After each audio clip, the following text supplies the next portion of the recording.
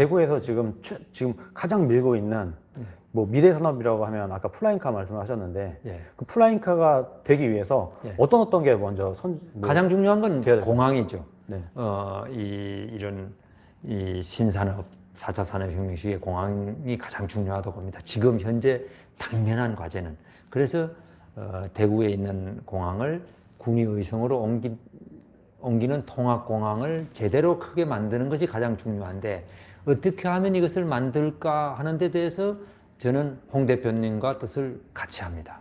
제가 주장하는 것과 같은 것은, 큰 제대로 된 공항은 관문공항을 만드는 것인데, 이 사람, 여객뿐만 아니라 물건, 수출 상품까지도 여기서 물류를 해결할 수 있는 공항이 돼야지만의 기업들이 수도권으로 가지 않고 지역에 남죠. 그래야 지역의 생산 기반이 강해지는데, 그 논리는 어디에 있느냐?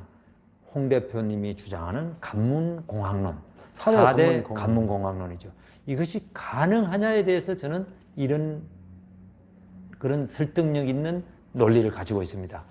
관문공항론은 왜 중요하냐면, 우리 지역의 발전은 비수도권이기 때문에 우리나라의 큰 병폐 중에 하나는 수도권 집중입니다. 수도권 블랙홀 아닙니까? 인구조차 이제 작년에는 50%가 수도권으로 갔죠. 기업은 말할 것도 없고 모든 문화, 경제, 환경, 정보 모든 인프라가 수도권에 집중해 있는데 공항조차 그렇단 말입니다. 인천공항이 지금 뭐 예, 거의 집중돼 독식을 있죠. 하다 제가 이 그림을 하나 준비했는데 한번 보십시오. 인천공항에 어느 정도로 집중돼 있느냐 하면 여객의 80%, 인천공항에서 80%를 80%. 나머지 인구는 20%예요? 수도권의 50%인데 수도권의 인구를 위한 수도권 공항이 80%를 점하고 있죠. 예.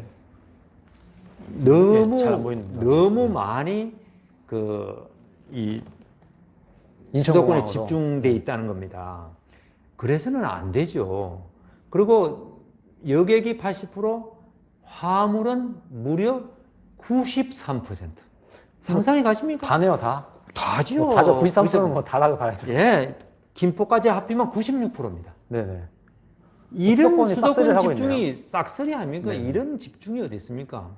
근데 이 동남권의 제2 경제권이 부경권이고 제3 경제권이 대경권입니다. 대구 경북 TK.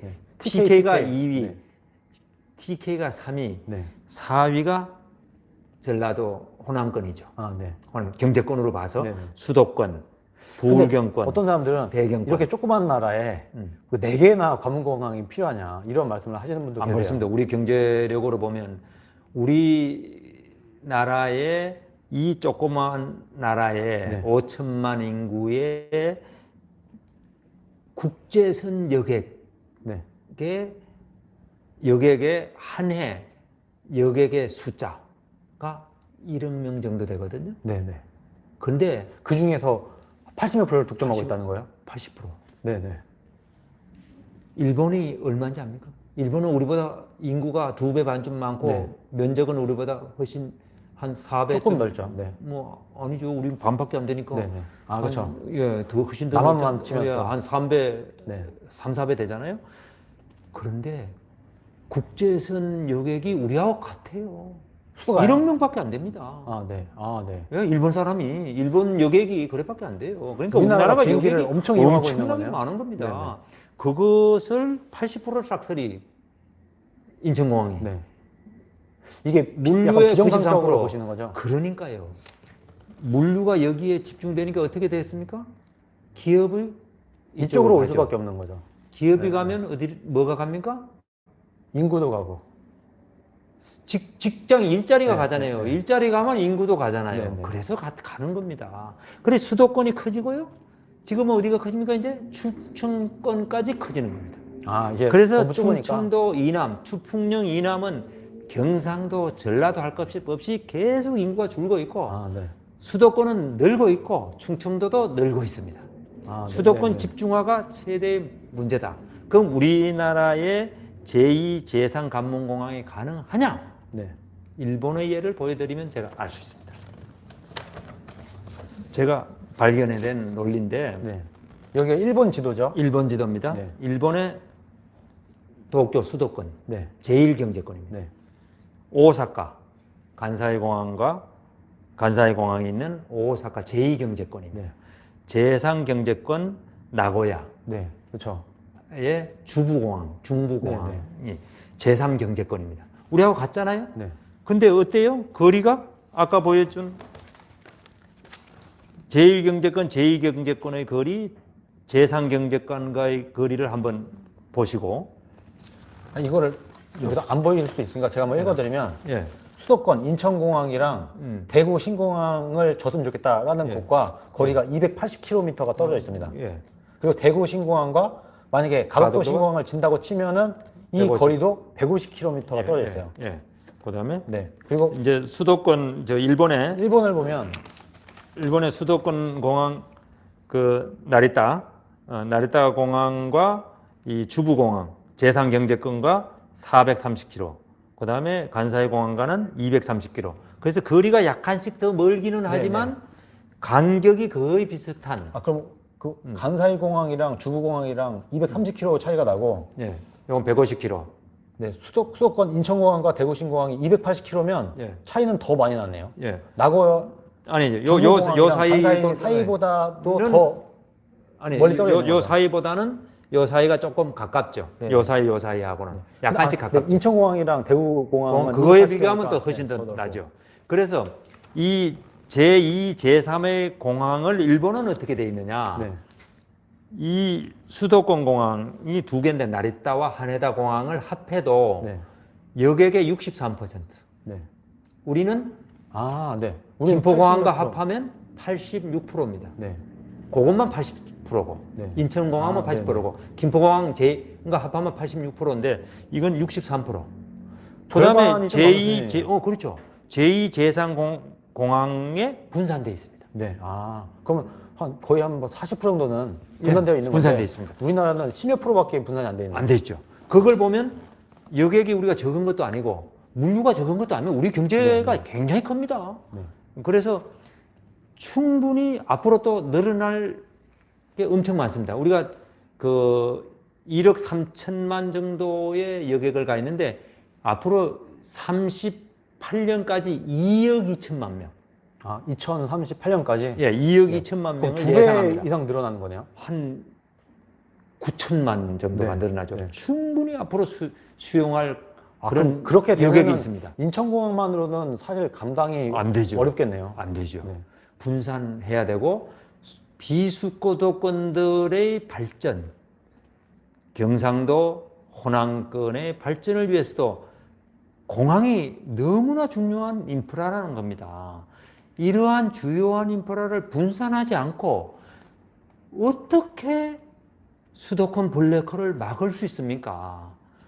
우리가 늘 국가 균형 발전을 하겠다, 지방을 발전시키겠다는 공약을 대통령들이 다 했어요. 다 했어요. 누구나. 근데 그런 근데 방법론을 말하는 안 하고 사람은 없었어요. 있잖아요. 결과가 안 나와. 아, 근데 지금까지 다른 대통령들 보면은 국토 균형 발전을 해야 된다라고 기껏 한 게 세종시 만들고 이거밖에 없어요. 아, 그래도 나는 노무현 대통령이 조금 잘했다고 세종시라도 생각해요. 했다. 세종시라도 만들고 공기업이라도 이전했잖아요.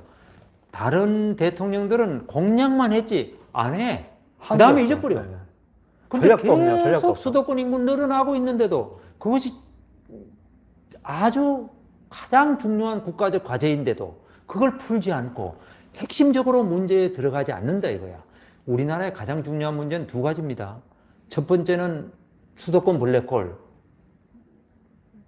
불균형 발전이라는 것이고 두 번째는 저출산입니다. 네, 아, 그렇죠. 저출산이 심각하죠. 저출산 문제 다 그걸 해결하겠다고 하면서 해결 못 하잖아요. 계속 낮아져가 이제 출산율이 0.8대로 네네. 내려왔잖아요. 세계적으로 1위 아닙니까? 수도권 집중도 마찬가지입니다. 그럼 그 핵심적인 문제를 풀려고 해야죠. 대통령이 공약해요. 안 지켜. 근데 근데 공약으로도 응. 이렇게 솔깃한 내용이 전혀 전 기억이 안 나요. 그러니까 이렇게 해서 균형 발전을 이루겠다라고 한 게 없어요. 가장 중요한 게 공항인데 네. 그거를 해놓고도 안 지켜. 근데 홍준표 대표께서는 이렇게 4대 관문공항이 뚜렷한 제1경제권, 2경제권, 3경제권, 4경제권, 호남권까지 4대 관문공항을 만들어서 분산시키겠다라고 확실한 비전을 가했다 이거야.